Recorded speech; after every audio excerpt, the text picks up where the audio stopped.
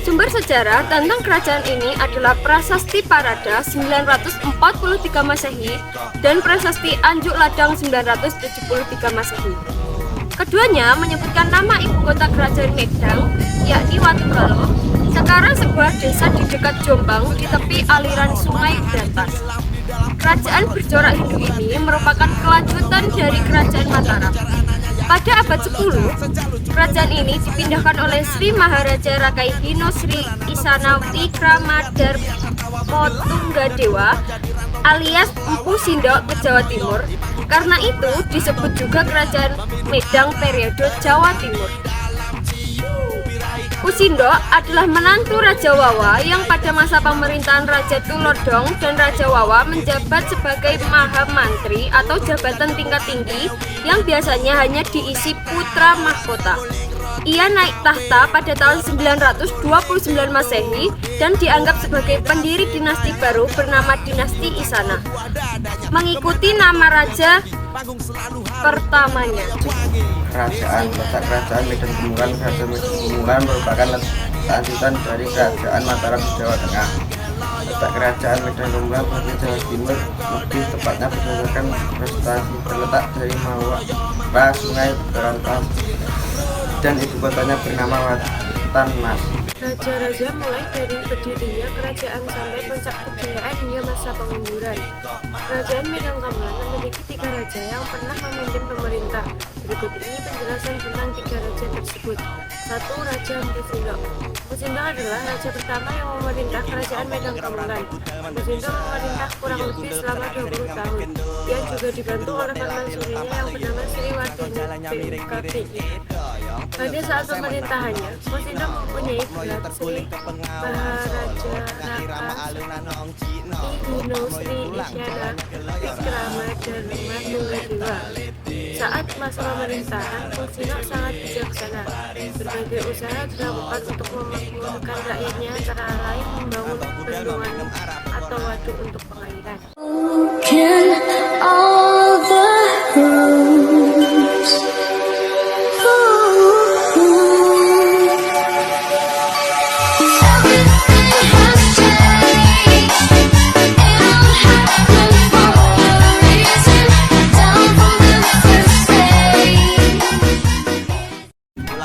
Sindok melarang semua rakyatnya untuk menangkap ikan di bendungan tersebut. Larangannya bertujuan untuk melestarikan sumber daya alam tersebut. Dalam bidang agama, Sindok walaupun beragama Hindu tetapi sangat memperhatikan usaha pengubahan kitab Buddha Mahayana. Hasil dari perubahan berupa kitab Sanghyang Kamahayanikan. Hal ini membuktikan antara agama Hindu dan Buddha dapat hidup saling berdampingan. Raja Dharmawangsa Teguh. Setelah pemerintahan Sindok berakhir, Medan Gemungan diteruskan oleh Raja Dharma Teguh yang merupakan cucu dari Sindok. Selama masa pemerintahannya, ia berusaha meningkatkan kesejahteraan rakyatnya. Usaha yang dilakukan antara lain dengan meningkatkan kualitas dan sistem pertanian dan perdagangan. Tapi usaha dalam meningkatkan kesejahteraan rakyatnya dalam bidang perdagangan mengalami kesulitan.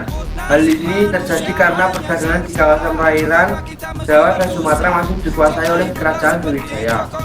Dalam usaha untuk mengalahkan Kerajaan Sriwijaya sekitar pada tahun 1003 Masehi, Medan Gemungan mengirimkan tentaranya untuk merebut pusat perdagangan di Selat Malaka dari kekuasaan Sriwijaya. Tetapi serangan yang dilakukan ini tidak mendapatkan hasil. Bahkan Kerajaan Sriwijaya melakukan serangan balasan melalui serangan Kerajaan Wurawuri atau Kerajaan Bawahan Sriwijaya. 3. Raja Erlangga atau Erlangga. Raja Erlangga merupakan putra Raja Bali bernama Udaya yang menikah dengan Mahendra Datta, saudari dari Raja Dharmawangsa. Pada saat pernikahannya, secara tiba-tiba terjadi penyerangan dari Kerajaan Wurawuri yang menewaskan Raja Dharmawangsa serta keluarga. Saat terjadi penyerangan tersebut, Erlangga lolos dari pembunuhan berkat bantuan Naratoma, berhasil melarikan diri ke hutan. Selama ia berada di pengasingan, Erlangga mendapat gemblengan dari para Brahmana dan dinobatkan menjadi raja. Dengan diangkatnya Erlangga menjadi raja, ia berusaha sangat keras untuk memulihkan kewibawaan Medan Kamulan. Secara berkala, Erlangga berhasil melakukan raja-raja bawahan kerajaan Wijaya. Misalnya bisa bahwa ditaklukkan pada tahun 1029 Masehi. Raja Wijayawarman dari Wengker tahun 1035 Masehi.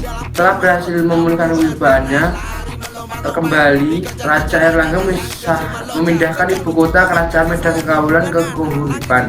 Usaha-usaha yang dilakukan Raja Erlangga dalam meningkatkan kesejahteraan masyarakat antara lain membangun waduk Waringin Sabta untuk mencegah terjadinya banjir musiman, membangun jalan-jalan yang menjadi penghubung pasar berhenti ke pusat kerajaan, melakukan perbaikan pelabuhan Ujung Galuh di Muara Kali Berantas. Masa kejayaan Kerajaan Medan Kamulan. Medan Kamulan berada di puncak kejayaan dan kemakmuran pada masa pemerintahan Raja Airlangga. Pengalaman hidup dan juga keberhasilan Raja Airlangga diceritakan di dalam kitab Ardinawi yang ditulis oleh Rupa Panwa.